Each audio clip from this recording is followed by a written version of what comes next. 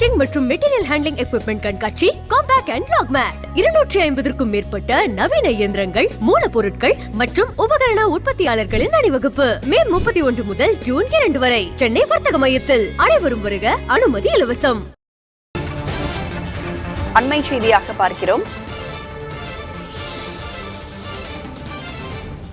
டெல்லியில் தண்ணீர் பற்றாக்குறை ஏற்படும் சூழல் உருவாகியுள்ளதாக மாநில அரசு தெரிவித்துள்ள நிலையில் டெல்லி நீர்வளத்துறை அமைச்சர் அதிஷ் தண்ணீர் வீணாவதை தடுக்க நீர்வாரிய தலைமை நிர்வாக அதிகாரிக்கு குழுக்களை அமைத்து கண்காணிக்க உத்தரவிட்டுள்ளார். அண்மை செய்தியாக பார்க்கிறோம்.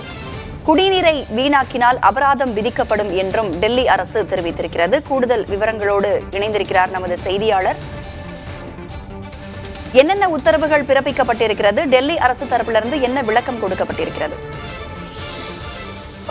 ஏற்கனவே இது தொடர்பாக டெல்லி மாநில அரசு சார்பில் தெரிவிக்கப்பட்டிருந்தது. அதாவது ஹரியானா மாநிலத்திலிருந்து டெல்லிக்கு விட வேண்டிய அந்த தண்ணீரின் அளவு குறைவாக விடுவிக்கப்படுவதாக ஒரு குற்றச்சாட்டை வைத்திருந்தார்கள். இந்த நிலையில் தண்ணீரை வீணெடுப்பதை தவிர்க்கும் நோக்கில இந்த உத்தரவுகள் பிறப்பிக்கப்பட்டிருக்கின்றது. குறிப்பாக தண்ணீரை வீணெடுத்தால் 2000 ரூபாய் அபராதம் விதிக்கப்படும் என டெல்லி மாநில அரசு தற்போது அறிவித்திருக்கின்றார்கள்.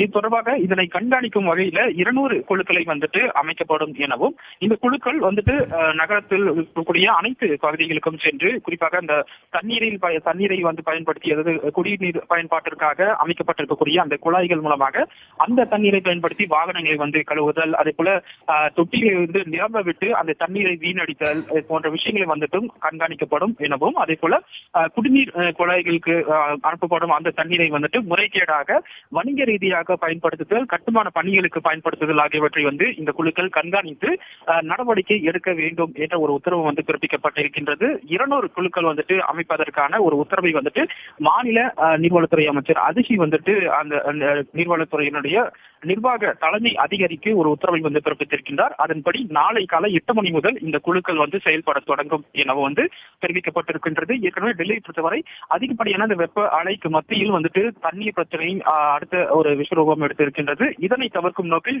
இந்த சவாலை எதிர்கொள்ளும் நோக்கில் இவ்வாறாக நடவடிக்கை எடுக்கப்பட்டுள்ளதாக டெல்லி மாநில அரசின் சார்பில் இந்த விளக்கமானது கொடுக்கப்பட்டிருக்கின்றது.